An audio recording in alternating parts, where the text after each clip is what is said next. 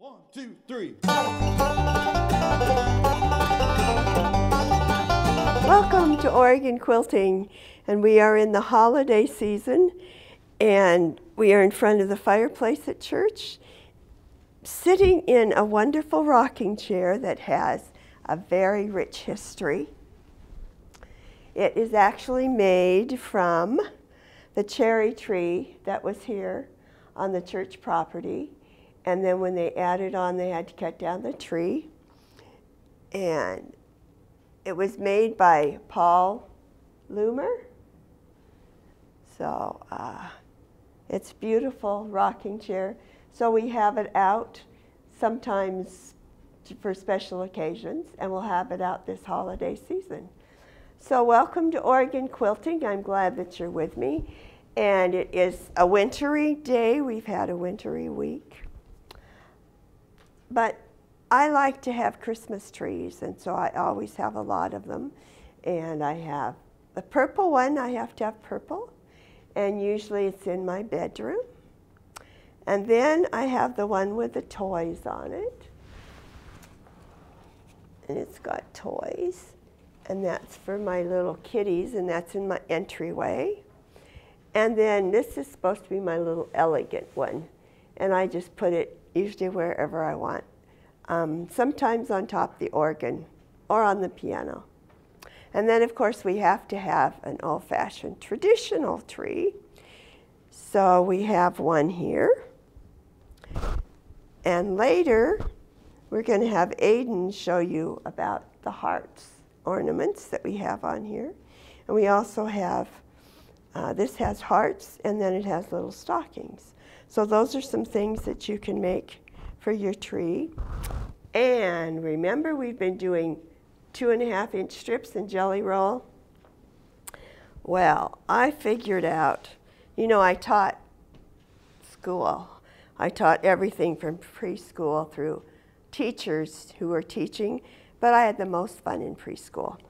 So I was thinking the other day, we always made chains. So in kindergarten, and actually my 3rd and 4th graders, you take paper strips. Well, I took my 2.5-inch strips and I ironed them, like that. And I cut them into 8-inch sections. And then I zigzagged first down the whole thing. Then I cut them into sections. And then I just sewed them together. So instead of paper, another use of our jelly roll and 2.5-inch strips. So I thought we'd add that to this tree over here. And Aiden's going to help me later, but I figured maybe he didn't want to sew on the sewing machine, so he just is going to do something else. We have to make sure he doesn't run away, though. Today's his birthday. How old are you? 11? Is that what he said? And in the 5th grade, right? So we're just going to add this to our tree.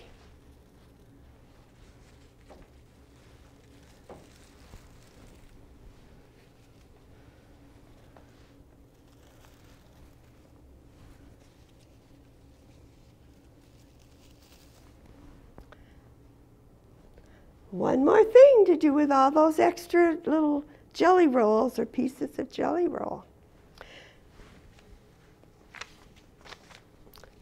And Lynette has something from our challenge fabrics. Okay, Lynette. Hello. Hello. Okay, so actually I have 2 projects to show. One was from last month. It was a leftover from the challenge fabric, and I had made one, but she gave me 2 packets of fabric, so I had to make 2 quilts, and so I had the other, or table runners I just made out of them, so I had the other one quilted a little bit, so I just thought I'd show it today to And this show one they're we pretty had, similar but yet different with the same fabrics. and this we had hanging up in the sanctuary. So It's got really wild green fabric on it. yes, it does. It makes it exciting. You Bet see? it's just kind of different ideas with the same fabric. Okay, so. And then the other was the challenge fabric for Christmas. And so, thank you. Yeah, I had the background with the tan for the background, but the green, red, and the little print was from her challenge. And it just happened when I went home, there was a magazine in the mail that had this pattern in it, and I thought that would be perfect for the fat quarter. So actually I have enough, of course, left over that I could do, I don't know, another candle mat, like a block or two just by itself for a candle mat for Christmas or something. And it has little. Isn't that cute on the back? Or show the back. Oh, again. yeah, it has names of Christmas songs on the back. Deck the halls, fa la la la la, way in the manger. Jingle bells, oh, Christmas tree. Joy to the world. White Christmas. So it seemed to really go with that. So I thought it turned out pretty good. It did. Trying to make something more than just a block with the fabrics. So I like that. Thank you.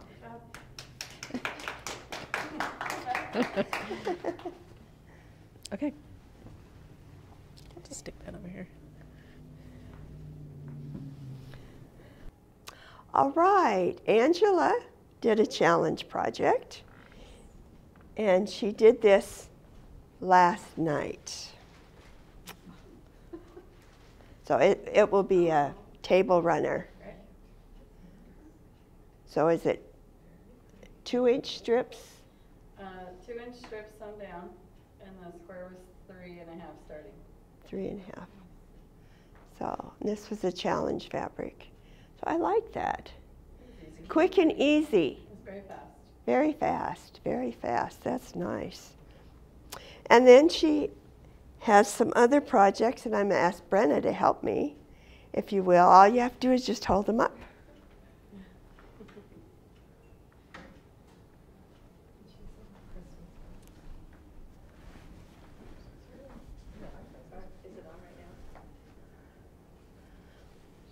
Okay. So this is a white on white that Angela's doing, and she doesn't really like it that well. For another person.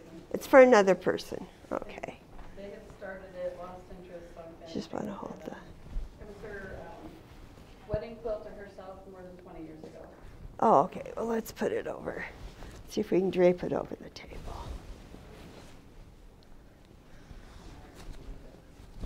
Oh, I like it.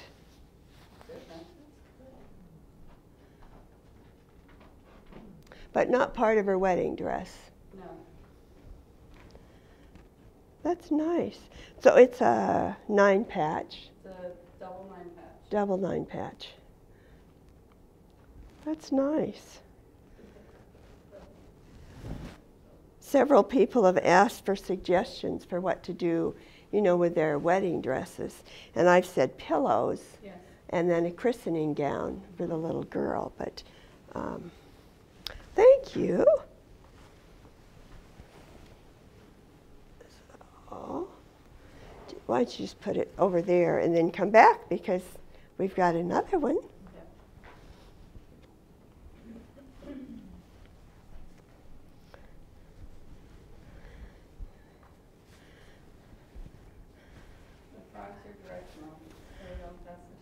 So is this the top? Okay. So we'll, For a friend for Christmas who inherited her mother's frog collection when she passed away. But her mother had made her a cathedral window quilt, totally by hand, that got ruined. This is to replace and take the place of that. oh, okay. Her favorite colors are blue, yellow, and white. Very nice. Those, And figure out white through the border somewhere. I don't know. Julie embroidered those for me. Oh, okay. Thank you, Julie. Yes, thank you, Julie. She also does angle play. Isn't that cute? I don't know if I'd want white. You'll need to audition. Yeah, I'm going to try that. I haven't decided yet. There's always green. No. She's not a green. Cute. This guy has a little bow tie. And Julie had sent me the link so I could get the position of them corrected, which way Oh, they okay. other directions. Those are just, oh, look at this guy down here With his cane. Yeah. with his cane. Look at the very bottom corner on Brenna's side. Those are so cute. Oh, thank you for sharing that. That's going to be, and this is for Christmas. Yes. So we won't get to see it all finished. We won't get to see it all finished. Okay. You can put that over there. So thank you, Brenna. A big hand for Brenna for helping today. I actually made some things, and of course you probably already can guess what they are. I always do pretty much the same things.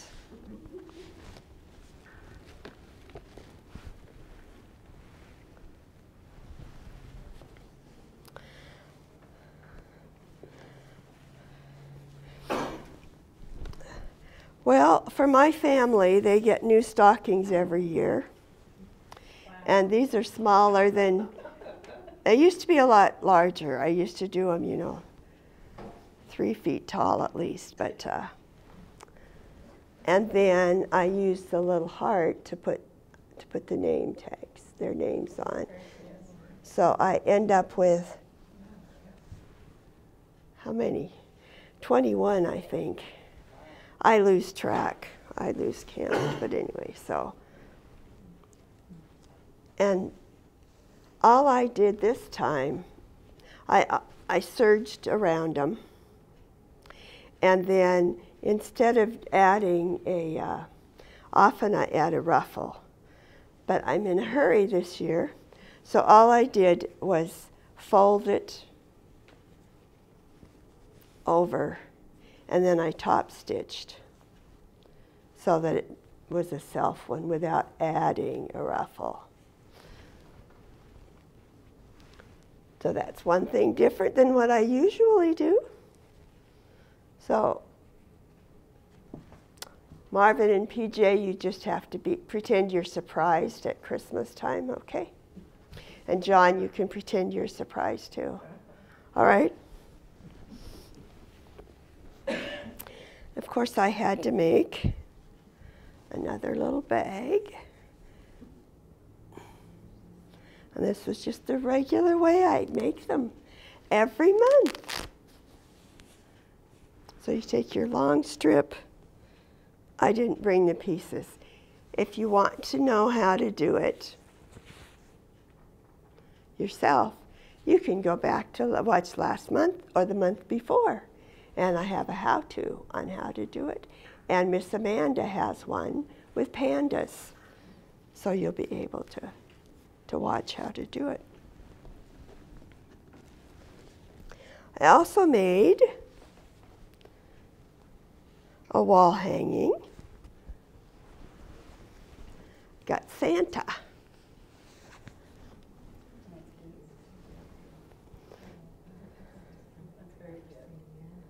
Isn't that cute? With all the mice.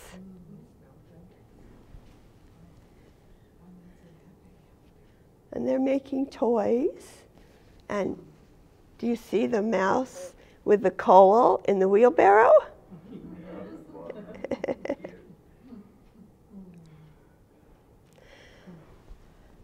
I neglected to bring wooden shoes with me today, but it's a tradition in my Dutch heritage to put out your wooden shoes December 6th, and if you were bad, you get a lump of coal in them. But there was a Saint Nicholas who actually gave toys, and he was a Catholic, and he was a father, a priest, and he went around and he took care of people similar to, you know, a lot of the fathers that did. And so the tradition started in Holland that on December 6th, because that was the day that he came, so you put out your wooden shoes, and that was the day you got goodies in your wooden shoes. So I have wooden shoes, and when my children, who are now 50 and older, when they were little, we did December 6th, for we celebrated our Dutch heritage. And then when I was growing up in our home, we also celebrated all the Jewish holidays, even though we weren't Jewish, but our Old Testament tradition is Jewish. And my mother taught Hebrew at the Jewish school in Portland. So we celebrated Hanukkah, and then December 25th was Jesus' birthday, so we had a birthday cake for Jesus. And then December 26th, my children got a few presents, but the 12th day of Christmas in January was when we got our big, that was our big present giving day. So we spent the whole month plus 12 days, and in between we celebrated my birthday and my grandmother's birthday, which often got lost because of Christmas. But so those are some of the Christmas traditions that I've had through the years. And now I'm going to invite Aiden, our birthday boy, to come up here. It won't hurt. It's going to be easy.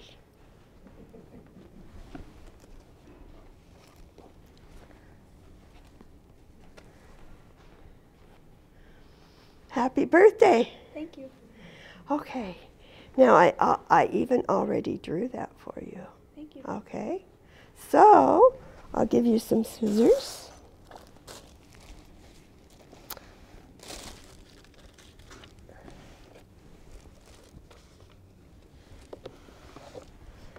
Here. And I won't make you so you like hot, look, it's going to match. Okay, so if you'd like to cut that out.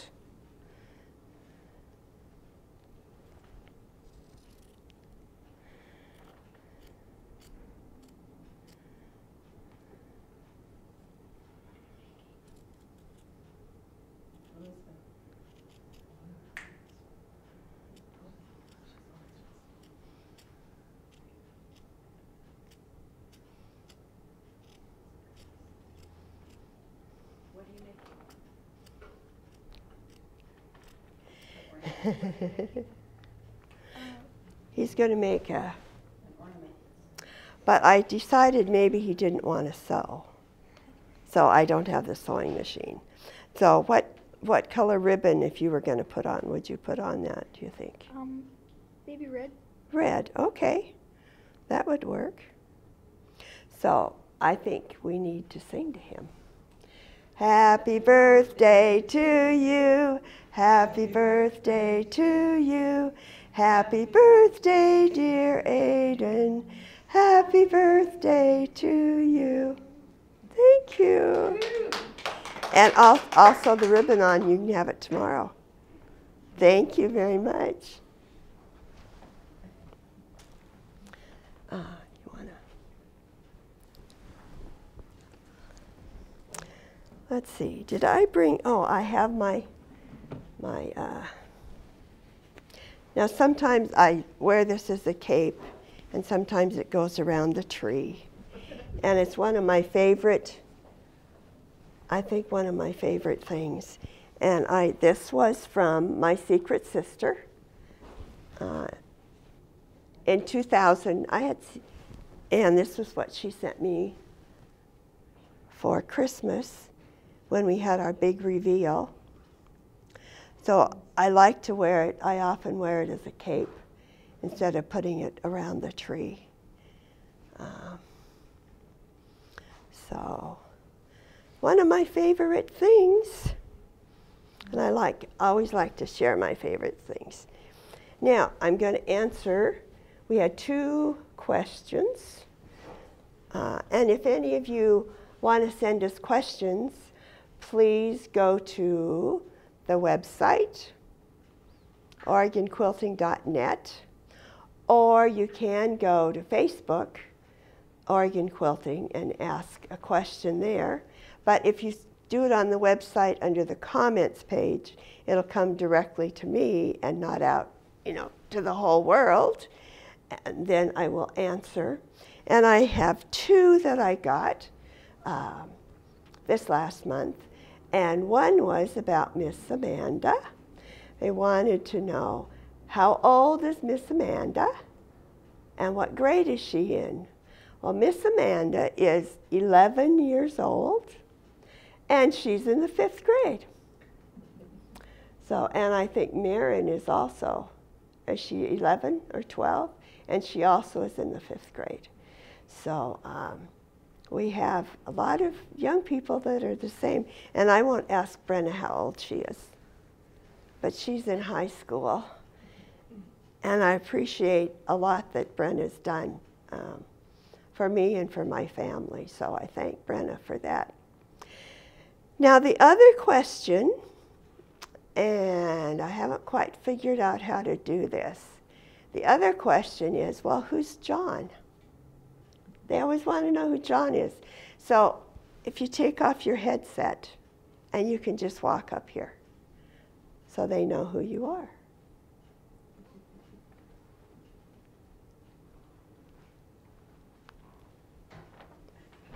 Don't step on the cords.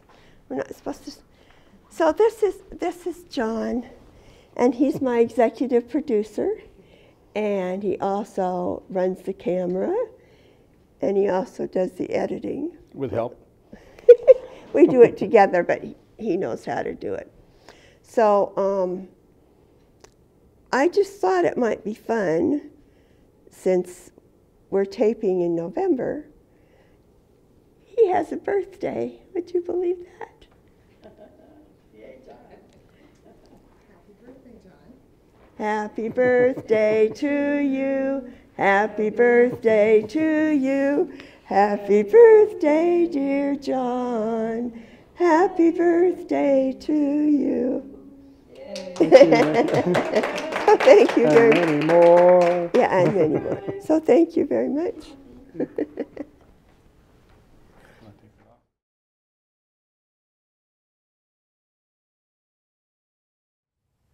Welcome again to Oregon Quilting, and once more I'm here in the studio, and I have Larry from Bodysmith, and you're going to help me again with some of my aches and pains from quilting and sewing. Yeah, definitely. You don't want to encourage those aches and pains. They're not going to go away on their own. Well, then I need help, because I just sit there and it gets worse and worse. Okay, so what are you going to have me do now? You could have a handy dandy set of hand weights. They are very inexpensive. You can get, and just either on your own when you're through with your quilting, or even in between, you can take those hand weights, and there's several things you can do just to kind of keep your especially your shoulders and your back supple.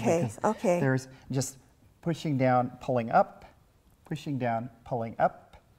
That tends to strengthen the muscles in the rear part of the shoulder and the back. And then of course you'd want to do each side, both sides. Okay. Both sides. I have to practice and learn how to do it. Definitely. You can even do these without weights, just the same repetitive, kind of motion. But whenever you're quilting or sewing, there's a lot of repetitive things. You can really freeze up in your wrist and your hands, where it gets really uncomfortable. You can take the weight, hold it in one hand, and make like you're turning a doorknob. So you put a little pressure here, make it like it's one of those hard doorknobs. It's really hard to turn. And then, or like a jar of pickles. You're trying to get it open, and then you're closing that jar of pickles back. And then do the same thing on the other hand. And especially, if you're having any soreness in your joints or anything, you want to be careful, but this tends to make sure that your joints remain supple. That feels good. There's just any number of things you can do the upper back, The you're going to stretch it out, but you also need to strengthen it. So you need to pull the shoulder blades together. You can do that with the weight. Reach out, pulling it into the navel, and pull the shoulder blades together. Okay. Pull them together. Definitely. Anything that loosens up in the head and the neck. Definitely, you go ahead and put the weight down. Okay. And just any kind of stretches. Say you've just quilted for 30 minutes, and you probably don't want to go. You probably don't want to go for more than 20 or 30 minutes without changing position. That could mean maybe just taking 30 seconds to a minute in between. Get up, stand around, put your hands on your hip, look over the shoulder. Okay. And hold that for maybe 10, 15 seconds, and then do the other side. And since you spend a lot of time reaching down and everything, if you can do things like to open your chest, things like that. Just very simple stretches. And again, and open the chest like you're proud. Of course. And release. Okay. They're all very simple things, and you just have to remember to do it. That's the thing. I'm sure when people get into quilting, they're so into it, they forget to take care of themselves. It's the work of art and the beauty they're making that they're taking care of and not taking care of themselves. But if you do those simple things, you're going to be able to quilt a lot longer and in a lot more comfort. Okay. And only 20 to 30 minutes at a time. I need to put that in my brain. Set a clock. Set a clock or an egg timer for 20 minutes. When it goes off, you have to get up and stretch for 1 minute. Okay. All right. Thank you, Larry. Thank you. I'm going to have things to try now. So all of you at home, be sure and begin to do some of these things. And you can watch Body Smith. You can find him on several channels. And if you go to Metro East, why, I think the programs are there. Yes, they are. I thank you so much. Then we'll see you next time on Oregon Quilting. 1, 2, 3.